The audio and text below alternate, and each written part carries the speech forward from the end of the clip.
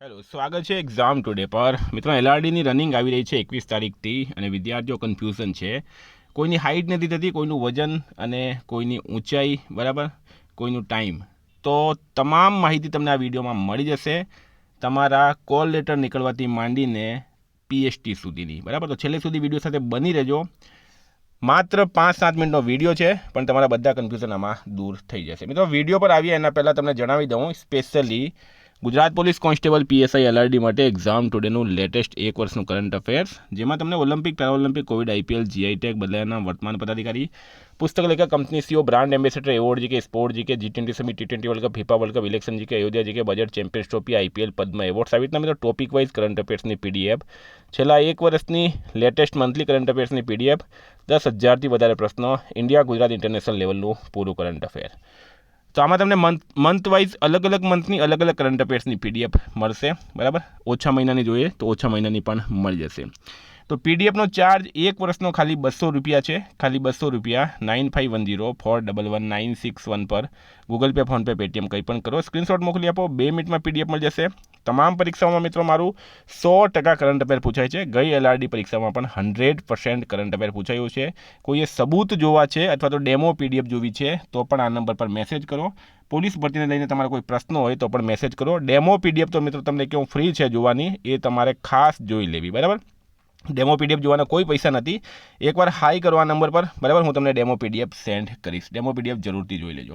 હવે તો આપણે ટોપિક પર આવીએ. તો આપણો ટોપિક છે શારીરિક કસોટી 2026ને લઈને, બરાબર. તો સૌથી પહેલાં મિત્રો તમને વાત કરું તો પોલીસ ફિઝિકલની માહિતી 2025 તમારા ઓજસ પરથી કોલ લેટર ડાઉનલોડ થઈ ગયા છે. નહીં ડાઉનલોડ થયા તો પણ તમે મને મેસેજ કરો, હું તમને ડાઉનલોડ કરી આપીશ. ગ્રાઉન્ડ રિપોર્ટની વાત કરીએ મિત્રો આપણે 2025-26 માટે, તો 384.61 મીટર ગ્રાઉન્ડના 13 રાઉન્ડ મારવાના રહેશે, બરાબર. જ્યારે તમે ગ્રાઉન્ડ પર જશો એટલે ત્યાં સામે લખેલું હોય છે કે આ ગ્રાઉન્ડના કેટલા રાઉન્ડ મારવાના. અમુક ગ્રાઉન્ડના 12 રાઉન્ડ મારવાના હોય છે, અમુક ગ્રાઉન્ડના 13 રાઉન્ડ મારવાના હોય છે. એની લિસ્ટ કયા ગ્રાઉન્ડના 12 રાઉન્ડ છે, કયા ગ્રાઉન્ડના 13 રાઉન્ડ છે, એની લિસ્ટ મેં મારી ટેલિગ્રામ ચેનલમાં મૂકી છે. ટેલિગ્રામની લિંક નીચે ડિસ્ક્રિપ્શનમાં છે, ત્યાં જઈને તમે ટેલિગ્રામ જોઈન કરી લો, ત્યાં તમને પીડીએફ પણ જોવા મળશે. તો જે ગ્રાઉન્ડના 384.61 મીટર ગ્રાઉન્ડ છે તેના 13 રાઉન્ડ મારવાના, અને 416.66 મીટરના ગ્રાઉન્ડ છે એના 12 રાઉન્ડ તમારે મારવાના રહેશે, બરાબર.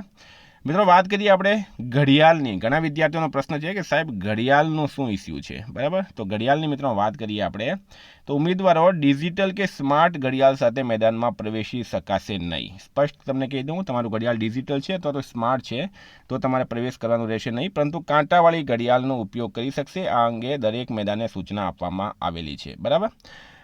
બીજી વાત મિત્રો, તમે કદાચ ઘડિયાળ નહીં પણ લઈ જાઓ તો શું થશે, તમને રબર આપવામાં આવશે. એ રબર તમારે પહેરવાના હોય છે, અને રબર જેમ તમારો એક રાઉન્ડ પતે એટલે એક રબર તમારે કાઢીને ફેંકી દેવાનો.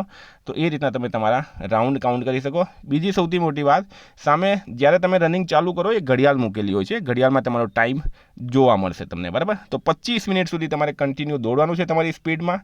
અને હું તો એમ જ કહું 25 મિનિટ સુધી કન્ટિન્યુ દોડવાનું ચાલુ રાખો તો બેટરમાં બેટર એ છે, કારણ કે ઘણા સ્ટુડન્ટ શું કરે, એક રાઉન્ડ ઓછો મારી દે, કાઉન્ટિંગમાં એમને તકલીફ થઈ જાય, કાઉન્ટિંગ તેઓ ભૂલી જાય છે અને એક રાઉન્ડ ઓછો મારે ને એના લીધે પણ ફેલ થતા હોય છે.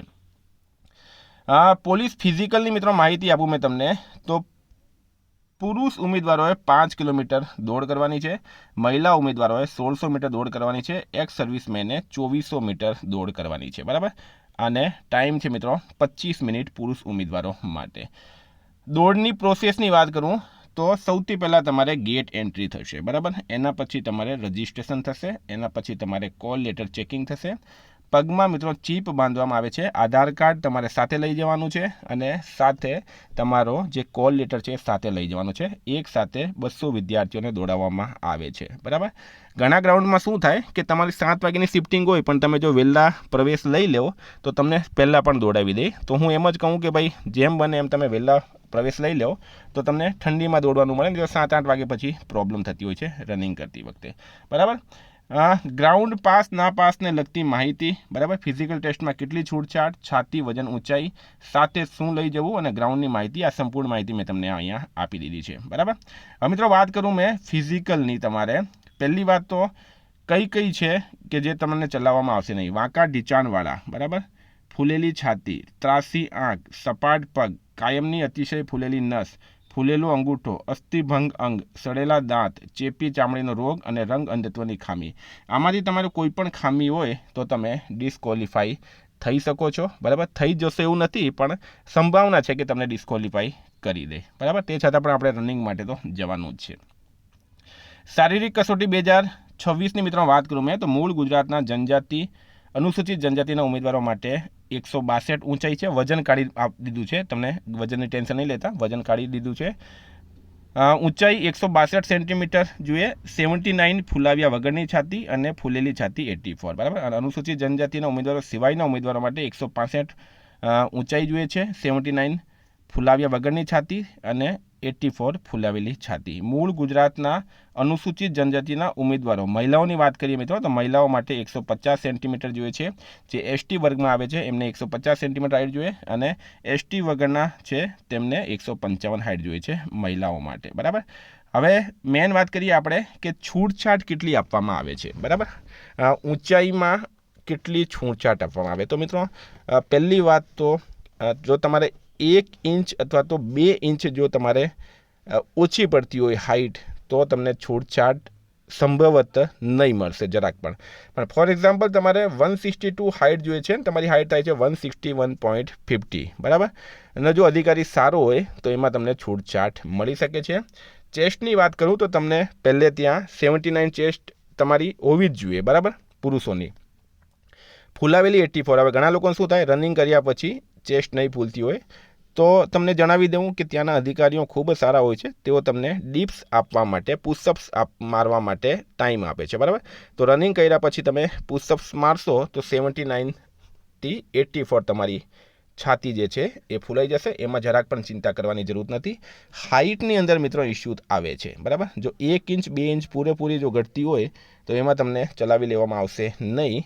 જો 0.50 એટલે કે 0.5 અડધો ઇંચ જેટલી જો કદાચ તમારી હાઇટ ઘટતી હોય તો અધિકારી સારો હોય તો તમારી હાઇટ ચલાવી લેશે. બરાબર, પીએસટીમાં પુરુષ, મહિલા, માજી સૈનિક ઉમેદવારોની ઊંચાઈ 0.5 સેન્ટીમીટર કે તેથી વધારે આવે ત્યાં રાઉન્ડ ફિગર ગણી લેવાનું રહેશે. બરાબર, તો અહીંયા મેં તમને આ પૂરી માહિતી અહીંયા આપી દીધી છે. આ હાઇટનું પણ મિત્રો મેં તમને જણાવી દીધું છે. તો તમારે ટેન્શન લેવાની જરાક પણ જરૂર નથી. અત્યારે તમારે મેઇન ફોકસ છે તમારી રનિંગ, અને રનિંગમાં મિત્રો ફોકસ કરશો, રનિંગમાં પાસ થઈ જશો તો એના પછી તમારે જે છે એ રિટર્ન એક્ઝામ માટે બોલાવવામાં આવશે. એલઆરડી માટે એક 120 માર્કનું પેપર થાય છે, એક 80 માર્કનું થાય છે, અને પીએસઆઈ માટે મિત્રો 2 પેપર થાય છે. બરાબર, એક્ઝામ ટુડેની મિત્રો કરંટ અફેર્સની પીડીએફ માટે તમે 9510461961 પર અત્યારે જ મેસેજ કરો. બરાબર, કોલ કરો. ડેમો પીડીએફ મિત્રો જરૂરથી જોઈ લેજો. ડેમો પીડીએફ આપણે ફ્રીમાં જ બતાડીએ છીએ. બરાબર, એ પીડીએફ એટલી સારી રીતે બનાવેલી હોય કે તમે મોબાઈલમાં પણ વાંચી શકો, તમે પ્રિન્ટ પણ કરાવી શકો. બરાબર, અને તમને જરાક પણ કંટાળો આવશે નહીં. Thank you friend. તમારો કોઈ પણ પ્રશ્ન હોય 9510411961 આ આપણો નંબર છે, એના પર મેસેજ કરો, ફોન કરો. Thank you. ફરી મળીશું. કોઈ પણ પ્રશ્ન હોય તો જય હિન્દ, જય ભારત.